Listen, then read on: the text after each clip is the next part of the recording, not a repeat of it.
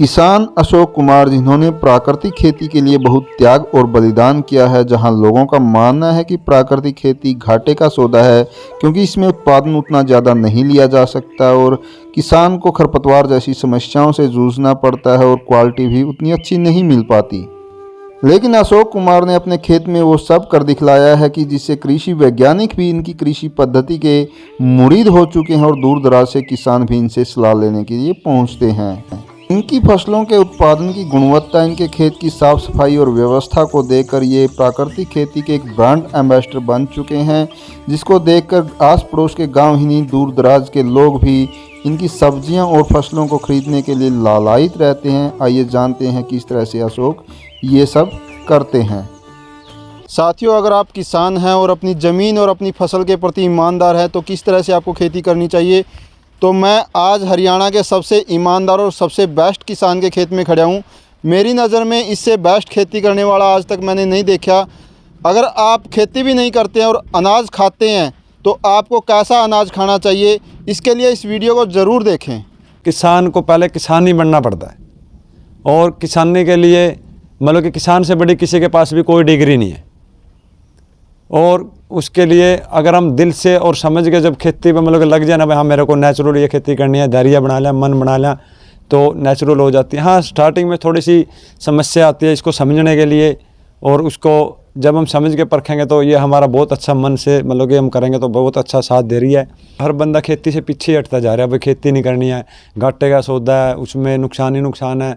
हाँ, यह खुला आसमान में है, लेकिन हम थोड़ा सा तरीका बदल के कर लेंगे ना। अगर किसी भाई को किसी तरह की भी हुआ ना, एक बार आके आप देखो हम किस तरीक़ा से कर रहे हैं और समझो, तो मैं तो यही कहूँगा एक बार समझने गया और समझने क्या ज़्यादा नहीं तो कम से कम अपने परिवार के लिए थोड़े में तो बिल्कुल ज़रूर करें, नेचुरल बिल्कुल करना चाहिए। ये मल्टी लेयर मॉडल है, इसमें हम एक ही साथ में मैं पिछले साल 4 लेयर पे मतलब कि 4 फसलों पे मैंने काम कर लिया।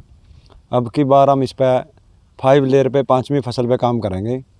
4 फसल पिछली साल मेरी क्या थी, नीचे जैसे कि ये हल्दी थी, उसके ऊपर फिर मेथी या धनिया पालक था, और पर बैम्बू हमने करेला जो साइड पे ऊपर चला गया था, उस पर जो तारें लग रही है ना साइड में, इन तारों पे हमने तोरी और घिया ले लिया था। और अब की जो 5वीं फसल लेंगे 15 बाई 15 पे मैं इसमें पपीता और डालूँगा 5वीं फसल पे 5 लेयर पे। और आप देख ही रहे होगे इसमें एक ही ज़मीन पे एक ही खाद से एक ही पानी से हम 4 से 5 फसलें ले रहे हैं। और जो अब की बार मेरी इसमें हल्दी निकली है वो 42 क्विंटल हल्दी निकली है, जो 80 रुपये केजी के हिसाब से मेरी पूरी मतलब कि मार्केट में सब बीज के लिए चली गई है, मतलब कि फार्मरों के पास गई है बीज में। तो लेने के लिए तो कंपनी वाले भी आए थे, 105 रुपये उन्होंने रेट भी लगा दिया था। तो फिर हमने सोचा भाई मेरे किसान भाइयों का मैं कुछ बदलाव आवा है, कुछ चेंजिंग आवा है, तो मैंने वो फार्मरों से देना बढ़िया समझा और सभी बीज मैंने फार्मरों को दिया। अब आप इसके अंदर देखोगे ना, ये हमने मतलब कि इसमें हम दूध फिल्टर करके ले रहे हैं, 50% दूध है, 50% छाव है। जो ये बेड अभी 5 अप्रैल 4 अप्रैल में जब भी ये बत्तर आ जाएगा तो मैं इसमें अदरक डाल लूँगा। अदरक डाल के इसके ऊपर चुलाई बाजी ले दूँगा, और जो मल्चिंग की हुई है उस मल्चिंग को साइड में नीचे कर देंगे, उसके ऊपर कुछ पे मेथी, कुछ पे पालक और कुछ पे धनिया, इस तरह करके वो लेंगे।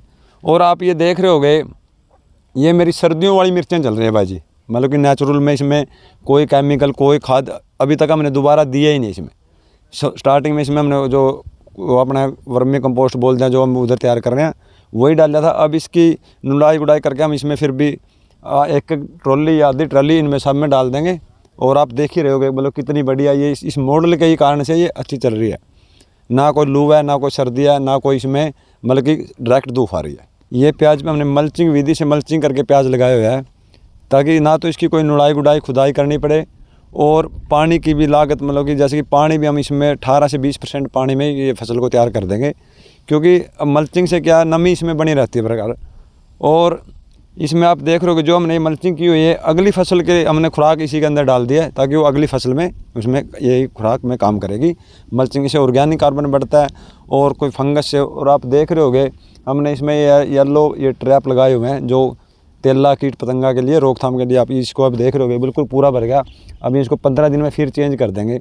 कोई मतलब कि स्प्रे की हमें इसमें कोई जरूरत कुछ करने की ज़रूरत ही नहीं है। ये कंद वाली चीज़ें हैं, अगर मिट्टी बुरबुरी नमी होगी ना तो कंद को फैलने के लिए मतलब कि एरिया और मिट्टी फोकी रहेगी तो कंद वाली चीज़ें ऑटोमेटिकली फैलेंगी। अगर मिट्टी हार्ड होगी तो उसको फैलने में भी मतलब कि ईल्ड में बिल्कुल फ़र्क आएगा। और इसमें मेरा ईल्ड की भी नहीं है, क्योंकि इस पर कॉस्ट कुछ लगा ही नहीं है, कोई लेबर का नहीं है, कोई मजदूर, सिर्फ हमने एक बार प्योज डाल लिया है और अब लास्ट में उखाड़ना ही है।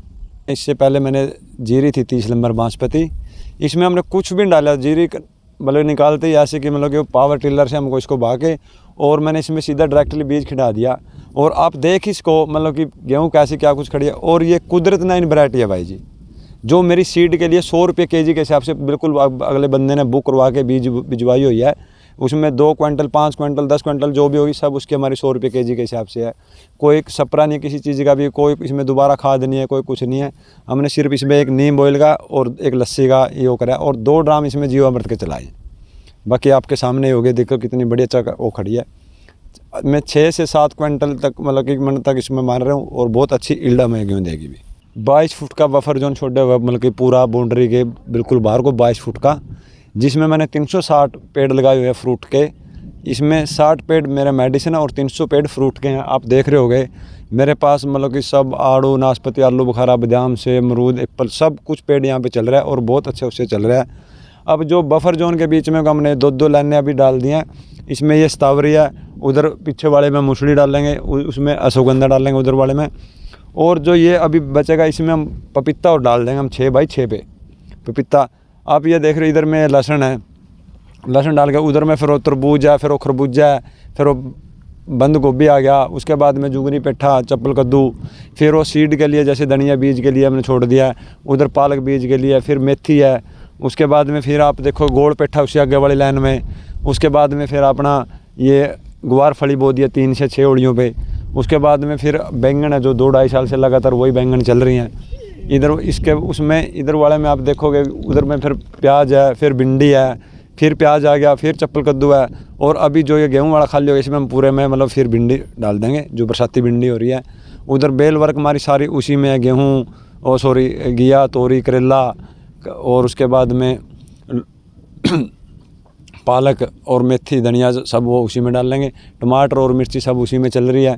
तो मतलब कि सीजनल मेरे पास 30 से 35 सब्जियां बिल्कुल सीजनल रहती हैं। अभी जो सब बेल वर्क का चल रहा है, हमने सभी बेल की मतलब नर्सरियां और बीज डाल दिया भाई। यहीं पे अपना जीवामृत, वेस्ट डिकम्पोजर, 10 परनी अरक, नीम अरक और गौ कृपामृत, ये CVR कॉपर लस्सी सब यहीं पे अपने खुद तैयार कर रहे हैं।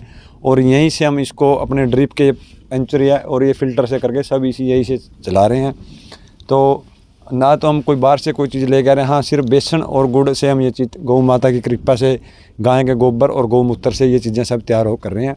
और आपके सामने आए इतना अच्छा बहुत बढ़िया हमें इसका रिजल्ट और फीडबैक मिल भी रहा है। उधर हमारा मतलब कि वर्मी बैग लगे हुए हैं, उससे हम वर्मी वाश भी निकाल रहे हैं, जो आप NPK बोल देते हैं। हम उसको जो ये ड्राम में डाल देते हैं 5 से 10 लीटर पर ड्राम में, और उसके उसमें चलाते हैं जो हमारा खाद पे यूरिया के उसमें NPK उसमें काम करता है। उसके बाद में हमारा उधर वो ढेर लग गया, उसको सूर्यवंश खाद तैयार बनाते हैं हम, मतलब कि उसमें जो भी खरपतवार निकलेगा लेयर वाइज बना के उस पर रख के उसके ऊपर खाद डालते रहते हैं। 2 महीने 6 महीने में जैसे भी तैयार हो जाएगा तो हम उसी को यूज करते रहते हैं।